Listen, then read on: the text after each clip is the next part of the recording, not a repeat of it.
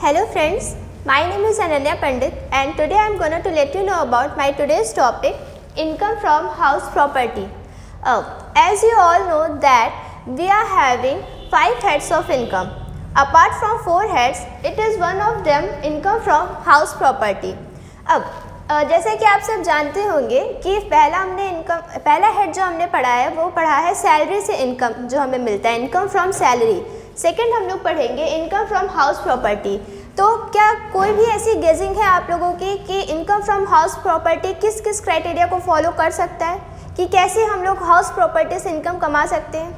अगर किसी के पास कोई भी पॉइंट है तो वो बोल सकता है।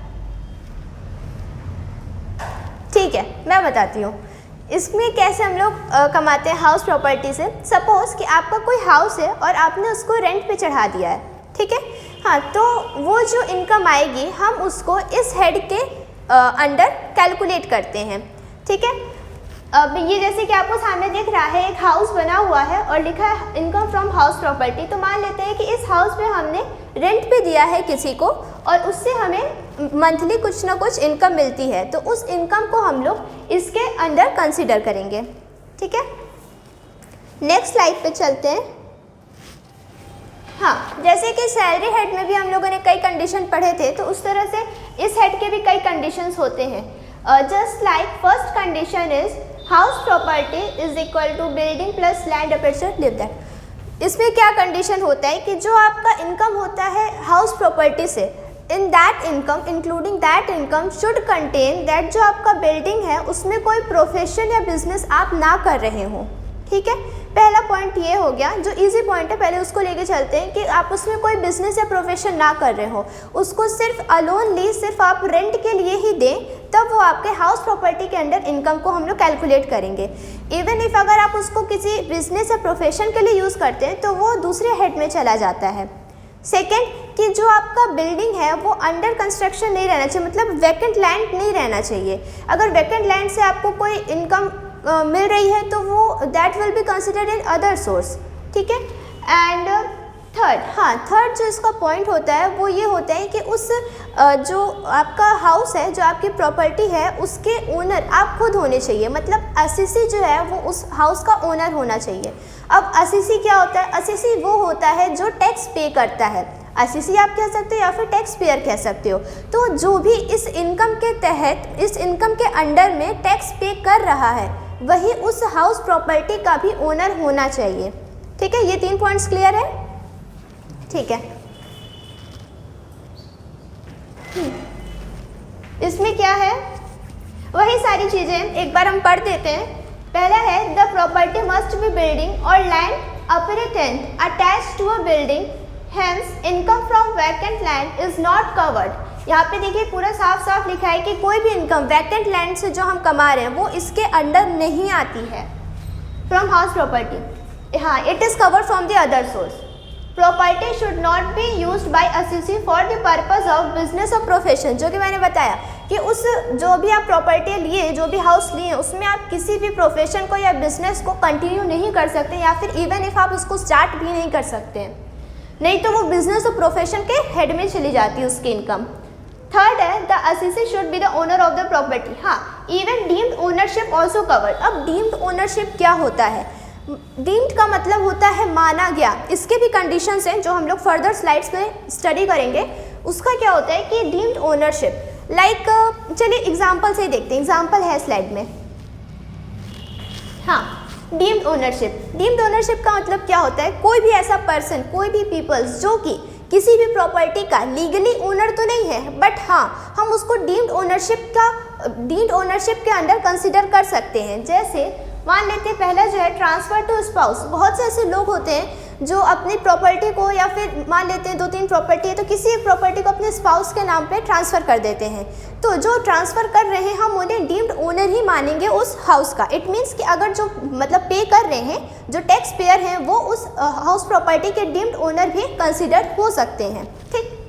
जैसे मान लेते हैं ट्रांसफ़र टू माइनर चाइल्ड। ये कंडीशंस नहीं है, ये एग्जांपल्स हैं कि डीम्ड ओनरशिप हम लोग किस किस एग्जांपल में ले सकते हैं। पहला है कि आप अपने स्पाउस को ट्रांसफ़र कर दिए।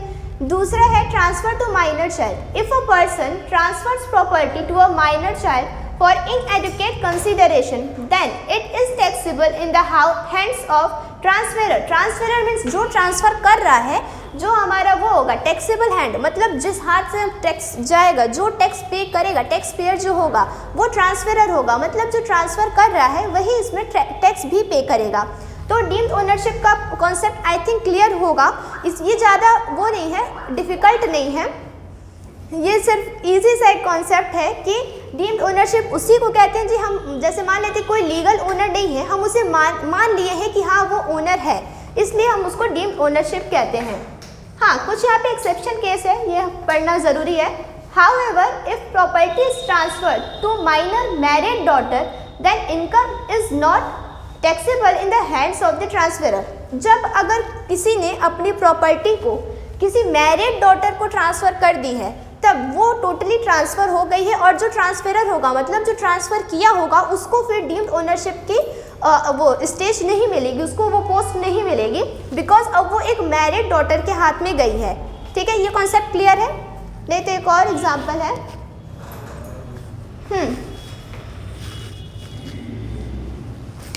जैसे मान लेते हैं कि इम्पार्टेबल स्टेट। इम्पार्टेबल स्टेट क्या होता है? It is the property which can not be divided. ठीक है, इसमें इस वर्ड का मतलब ये होता है।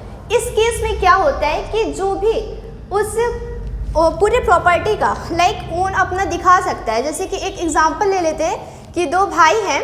हाँ, एक भाई बहुत ज़्यादा स्ट्रॉन्ग है, फाइनेंशियली कह सकते हो आप लोग, फाइनेंशियली स्ट्रॉन्ग को आज के ज़माने में स्ट्रॉन्ग कहा जाता है। तो एक भाई फाइनेंशियली स्ट्रॉन्ग है और जो प्रॉपर्टी है वो डिवाइड नहीं हो सकती, एक ही घर है और वो दोनों भाई उस पर चाहते हैं कि ये मेरा हो, ये मेरा हो, और वो डिवाइड नहीं हो सकता है एक घर।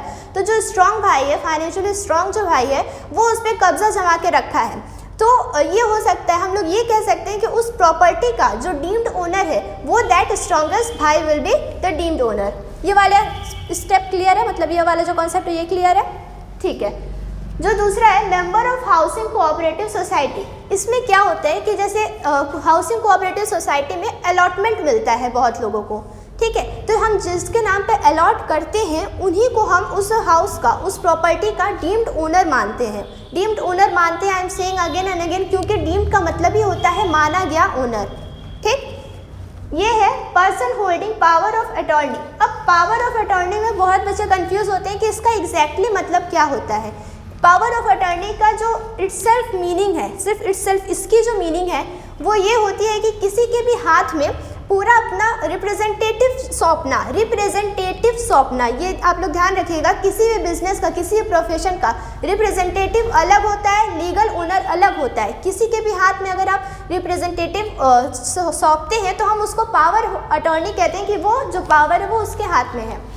इसमें क्या होता है कि the buyer, that is the person holding the power of attorney will be the deemed to be the owner even though legally he is not the owner। जो मैंने अभी कहा कि वो लीगली ओनर नहीं होता है, बट इस पोस्ट के अकॉर्डिंग, इस एक्ट के according, transfer of property act के अकॉर्डिंग उसको हम क्या मानते हैं कि वो डीम्ड ओनर होता है। ठीक है, तो ये डीम्ड ओनरशिप का कॉन्सेप्ट क्लियर है उससे एग्जाम्पल से। नेक्स्ट स्लाइड क्या है?